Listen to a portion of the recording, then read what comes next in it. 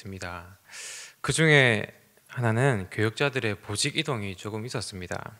2년 동안 전도부를 맡으셨던 우리 염태민 목사님이 전도부를 내려놓고 교구를 맡게 되셨죠. 새로 신설된 겨자씨 교구를 맡게 되셨습니다. 그리고 염태민 목사님께서 내려놓으신 그 전도부를 제가 맡게 되었습니다. 그리고 제가 오랫동안 사역했던 방송실과 홈페이지 사역은 저 대신 김은준 전도사님이 하시게 되었습니다.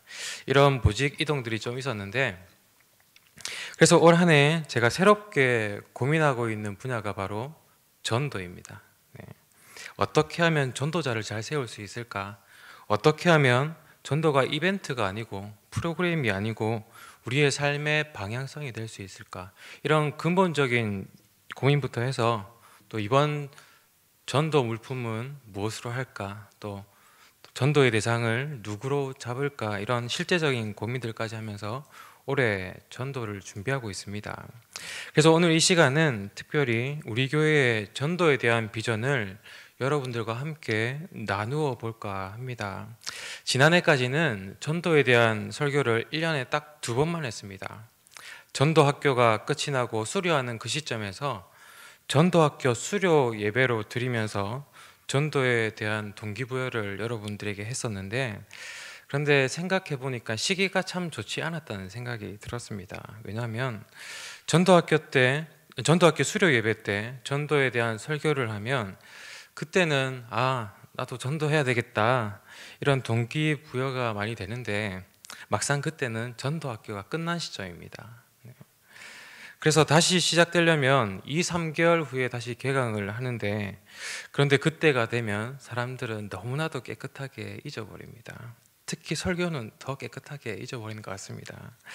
그래서 항상 전도학교는 소수 정예부대와 함께 항상 새롭게 강의를 시작하게 되는데, 그래서 올해는 전략을 좀 바꿔보았습니다. 이제 곧 3월 달이 되면 구역 청지기도 하고, 또 수요 말씀 사경회, 또 북한 선교학교, 이런 성경 공부반들이 또 많이 개설이 되고 개강이 될 텐데, 그때 전도학교도 개강이 됩니다.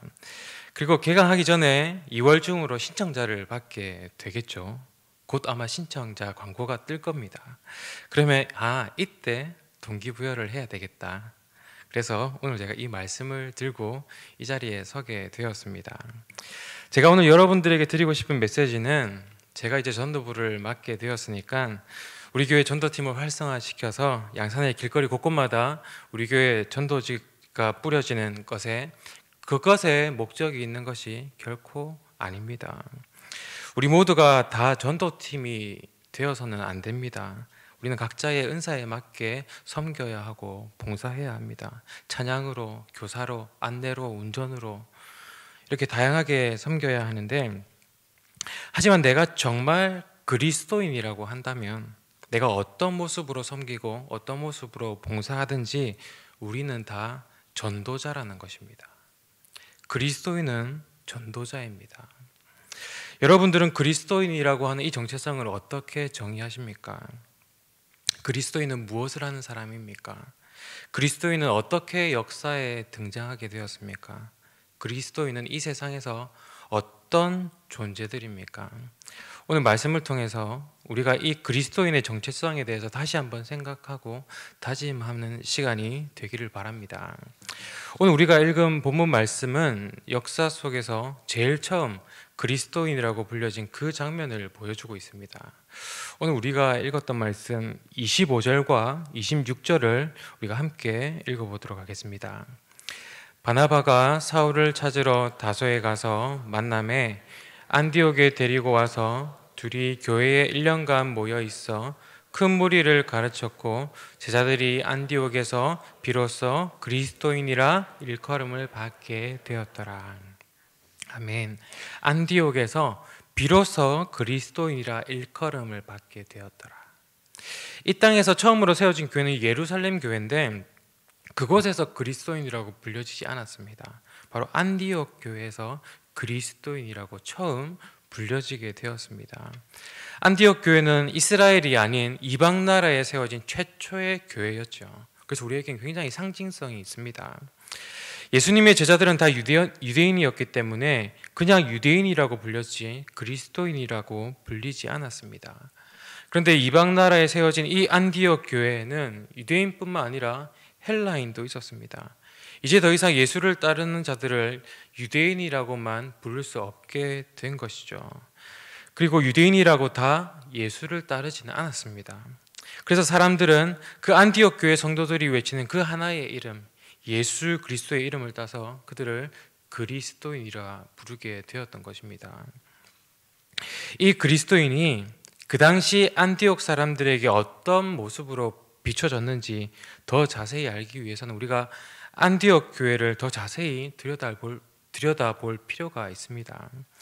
안디옥 교회는 여러 가지 특징이 있는데 그 중에 하나는 안디옥 교회는 유명한 사람들이 아니라 무명의 그리스도인들이 세운 교회였습니다. 많은 사람들이 잘못 알고 있는 것 중에 하나가 안디옥 교회는 바나바와 사울이 세운 교회로 알고 있습니다.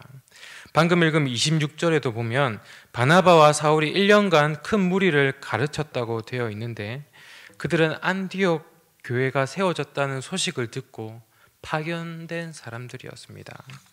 그들보다 먼저 안디옥에 복음을 전파한 사람들이 있었다는 것이죠. 오늘 본문 20절 말씀을 우리 함께 읽어보도록 하겠습니다. 그 중에 구브로와 구레네 몇 사람이 안디옥에 이르러 헬라인에게도 말하여 주 예수를 전파하니. 유명한 베드로가 와서 복음을 전한 것도 아니고 요한이 복음을 전한 것도 아니었습니다. 구브로와 구레네 몇 사람이 안디옥에서 예수를 전파했습니다. 구브로와 구레네는 지명이었죠.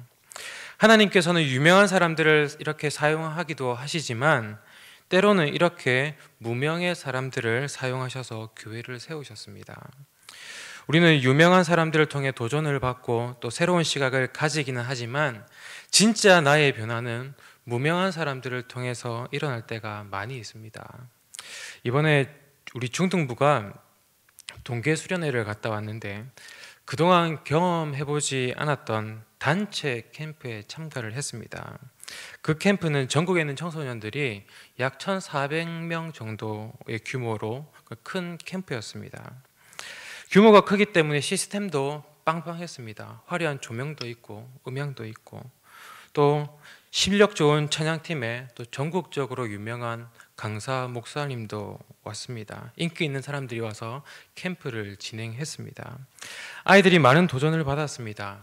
그런데 우리 중등부 아이들이 정말 은혜를 받고 변화된 건 누구 때문인지 아십니까? 그 유명한 강사 목사님이 아니라 그곳에 모인 1,400여 명의 무명의 중학생, 고등학생들이 마음을 다해서 그리고 온 힘을 다해서 하나님을 예배하고 기도하는 그 모습을 보고 아이들이 도전받고 변화되는 것을 직접 보았습니다. 그 아이들처럼 함께 뛰며 찬양하고 또 함께 주님을 부르짖으며 기도했습니다. 게임이나 레크레이션이나 이렇게 재밌는 것도 하나 없었는데 하루 종일 예배만 지겹도록 드렸는데 아이들이 저에게 고백합니다. 목사님, 이번 수련회 너무 좋았습니다. 너무 큰 은혜를 받았습니다. 사실 그 캠프에 참가한 모든 아이들이 다 은혜 받은 건 아니었습니다. 그 중에 특히 중3 아이들이 많이 마음이 열렸고 또 변화가 되었는데 그 모습을 본 2학년, 1학년들이 함께 움직이기 시작했습니다. 아이들에게는 유명한 제가 앞에서 죽어라 외치고 기도할 때는 꿈쩍도 안 하더니 같은 중학생 선배들이 움직이니까 자기도 따라서 움직이는 게 참 놀라웠습니다. 아이들이 수련회 때 했던 진심의 기도가 적혀 있는 것들을 지난주 중등부 예배 설교 시간에 제가 다 함께 나누었습니다. 다 자기 기도만 알지 서로의 기도는 몰랐거든요. 그런데 그 고백들이 너무나도 은혜로운 고백들이었습니다. 그 기도를 나누는 시간이 지금까지 제가 2년 동안 중등부에서 설교했던 그 어느 시간보다 은혜가 있었습니다. 제가 설교하고 기도하면 목사님이니까 저런 고백을 하지, 또 목사님이니까 저런 기도를 하시지, 그게 당연한 거지. 그런데 저는 그냥 접니다. 이러면서 그냥 자기의 삶을 살아갑니다. 그런데 자기와 비슷한 또래가 하나님의 뜻을 더 알고 싶고 우리 부모님과 가족과 친구들에게 복음을 전하고 싶어요. 이렇게 고백을 할 때 그게 자신에게 다가오는 겁니다. 변화를 일으키는 것이죠. 하나님은 이렇게 무명한 자들을 사용하십니다. 우리 담임 목사님 설교도 너무 좋으시고 또 목회를 정말 잘하셔서 이렇게 교회가 성장하고 있지만 정말로 우리의 삶이 변화되고 양산이 변화되기 위해서는 유명한 한 사람만을 쓰시는 것이 아니라 무명한 여러분들을 하나님께서 사용하신다는 것입니다. 무명한 여러분들이 변화되고 무명한 여러분들이 움직이기 시작할 때 교회는 변화되고 이 양산 땅이 변화될 것입니다. 그래서 우리 모두가 전도자라는 것입니다. 그리고 안디옥 교회의 또 한 가지 특징은 그곳의 성도들은 환란을 피해서 안디옥으로 간 사람들이었다는 것입니다. 오늘 말씀 19절을 우리 함께 읽어보도록 하겠습니다. 그때에 스데반의 일로 일어난 환란으로 말미암아 흩어진 자들이 베니게와 구브로와 안디옥까지 이르러 유대인에게만 말씀을 전하는데, 안디옥에 복음을 전한 이 무명의 사람들은 환란을 당한 자들이었습니다. 예루살렘 교회에서 스데반 집사가 순교를 당했죠. 그때부터 교회가 본격적으로 박해를 받기 시작했습니다. 그 핍박을 피해서 사람들은 이곳저곳으로 피난을 갔는데 그곳에서 교회를 세운 것입니다. 자신이 살던 곳을 떠나서 타지에 정착해서 산다는 것이 쉬운 일이 아니죠. 저도 호주에 잠깐이지만 1년 동안 살아봐서 아는데 가장 힘든 시기가 그곳에 도착하고 난 직후였습니다. 당장 오늘 밤 잘 곳을 위해서 그 큰 이민 가방을 들고 도시 이리저리 왔다 갔다 해야 했습니다. 오늘 잘 곳을 마련하면 내일 잘 곳을 또 마련해야 하고 또 먹는 것도 문제고 제일 중요한 건 바로 일자리였습니다. 먹고 사는 문제가 그 어느 것보다 중요했습니다. 그럼에도 불구하고 그들은 이것보다 더 중요한 일을 했는데 그것이 바로 예수를 전하는 일이었습니다. 자신들이 당한 환란을 도리어 영적으로 승화시켜서 복음을 전하고 교회를 세웠습니다. 이러한 모습이 있었기 때문에 그들은 그리스도인이라고 불려졌던 것입니다. 여러분, 우리가 살아가면서 먹고 사는 것을 최우선으로 하고 그것에만 집착하면 살아간다면 누가 우리를 보고 그리스도인이라고 부르겠습니까? 우리에게는 그것보다 고귀하고 위대한 일이 있다는 것을 기억하시기 바랍니다. 그것이 바로 복음을 전하는 일입니다. 그리고 마지막으로 안디옥 교회의 그리스도인들은 유대인에게만이 아니라 헬라인에게도 예수를 전했습니다. 당시 많은 사람들이 예수님의 십자가 죽음과 부활과 성령 강림을 체험했죠. 그런데 그럼에도 불구하고 유대 민족주의 차원을 벗어나지 못하고 있었습니다. 19절 후반부에도 보면 흩어진 자들이 유대인에게만 말씀을 전했다고 나옵니다. 그런데 20절에 그 무명인 몇 사람이 과감하게 헬라인에게도 주 예수를 전파했다고 나옵니다. 그 당시 유대인과 이방인들은 서로에게 적대적이었습니다. 에베소서에서 바울은 이 장벽이 얼마나 크고 높은지 이것을 막힌 담이라고 표현을 했습니다. 그런데 소수의 무명 그리스도인들이 이 장벽을 넘어서 복음을 전했던 것이죠. 이것이 아무것도 아닌 것 같지만 그때 당시에는 엄청난 일이었습니다.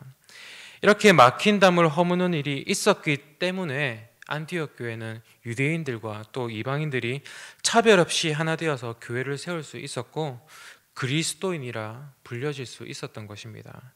그리고 나중에 아시아와 유럽 땅에 세워질 수많은 교회의 롤 모델이 되었던 것이죠. 여러분, 우리에게는 혹시 이러한 막힌 담이 있지는 않습니까? 교회와 세상 가운데 보이지는 않지만 서로 하나 될 수 없는 크고 높은 그 장벽이 있지는 않습니까? 세상 사람들이 이 장벽을 무너뜨리기 위해서 절대로 먼저 다가오지는 않습니다. 이 장벽은 우리가 먼저 무너뜨려야 합니다. 우리가 교회 안에서만 축복받으며 사는 것이 아니라 저 세상으로 먼저 다가가야 하고, 우리가 세상의 눈높이에 맞춰야 하고, 우리가 세상을 섬겨야 하는 것입니다. 그것이 바로 전도이고, 이것이 바로 그리스도인의 모습입니다. 그리고 안디옥 교회는 그 지역에만 머물지 않았었죠. 바울과 바나바를 온 세상에 파송하였습니다. 자신들의 영적인 리더를 자신들을 위해서만 붙들고 있지 않았습니다. 자신들을 그리스도인으로 세운 것처럼 저 땅끝까지 모든 사람에게 복음을 전파하라고 그들을 세상으로 보냈습니다. 성경에는 단 한 줄로 금식하며 기도하고 두 사람에게 안수하여 보내느라 이렇게 표현하고 있지만, 그 결정이 있기까지 얼마나 힘든 과정이 있었겠습니까? 그런데 그 선택이 온 세상을 복음화하는 거룩한 선택이었습니다. 우리 역시 우리의 이 막힌 담을 허물고 세상으로 나아가는 것을 선택하게 될 때 이 세상은 복음화가 될 것입니다. 이것이 바로 우리의 방향성입니다. 3년 전에 담임 목사님께서 우리 교회에 부임하시고 우리 부교육자들에게 두 가지를 요구하셨습니다.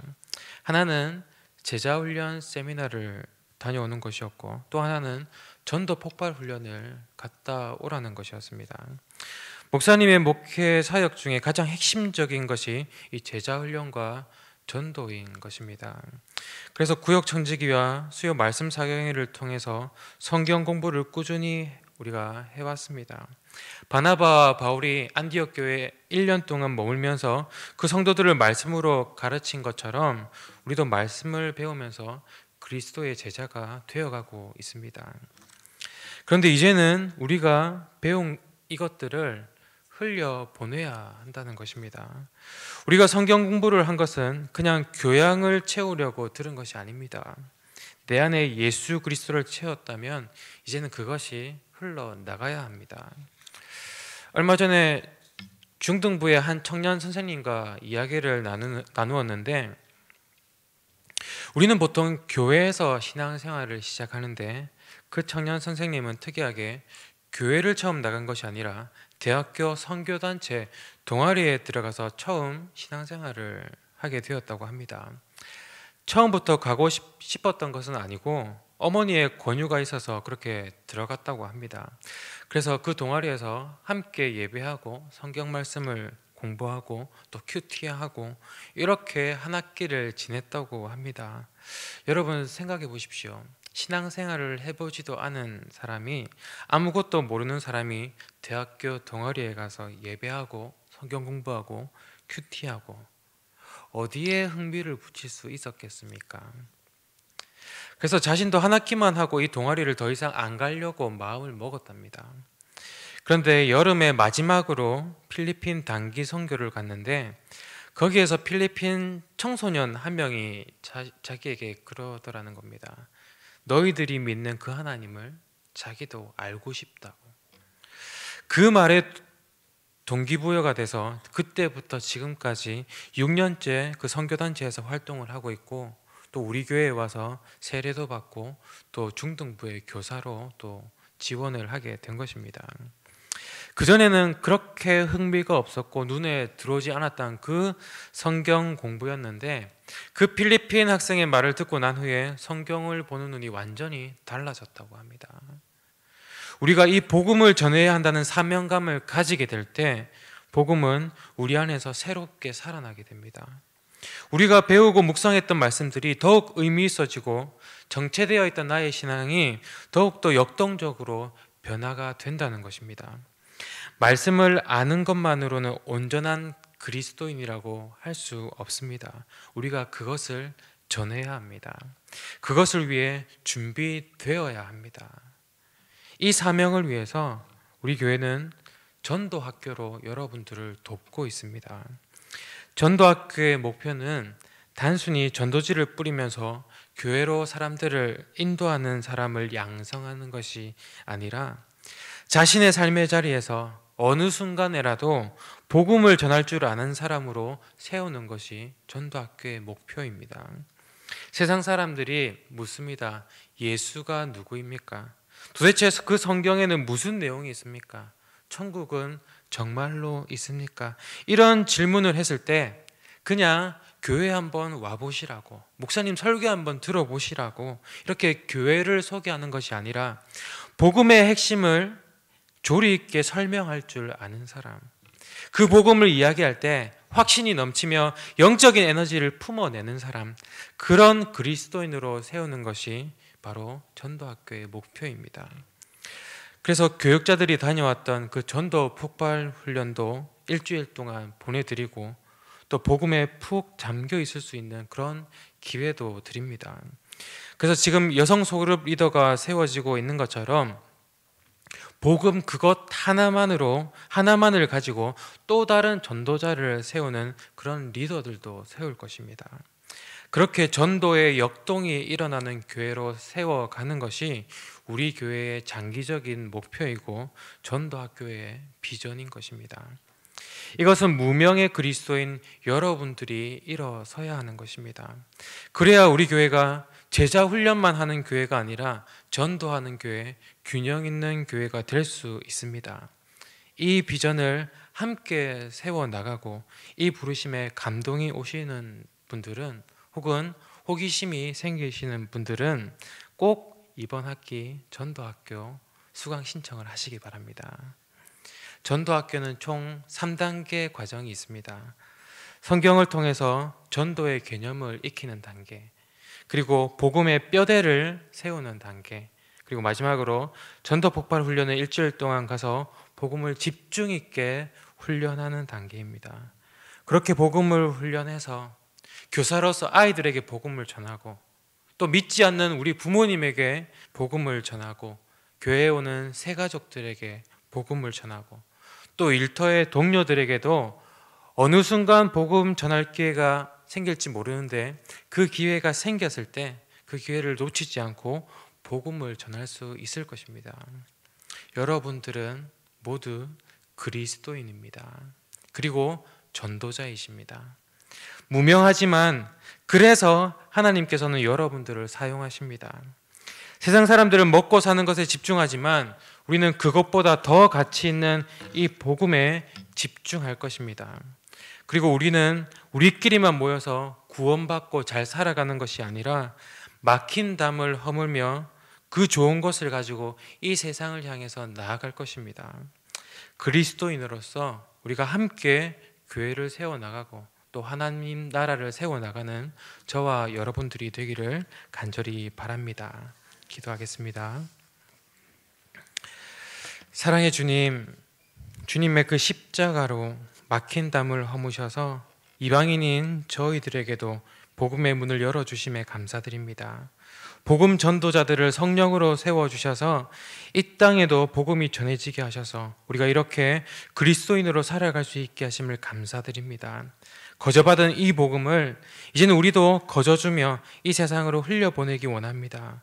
주님, 우리 속사람을 복음의 능력으로 다시 한번 강건케 하여 주시고 우리의 삶과 우리의 입술을 사용하여 주셔서 잃어버린 자들이 주님께로 돌아오는 놀라운 역사가 이 교회 가운데 그리고 우리의 삶 가운데 가득 넘치게 하여 주시옵소서. 예수 그리스도 이름으로 기도드립니다. 아멘.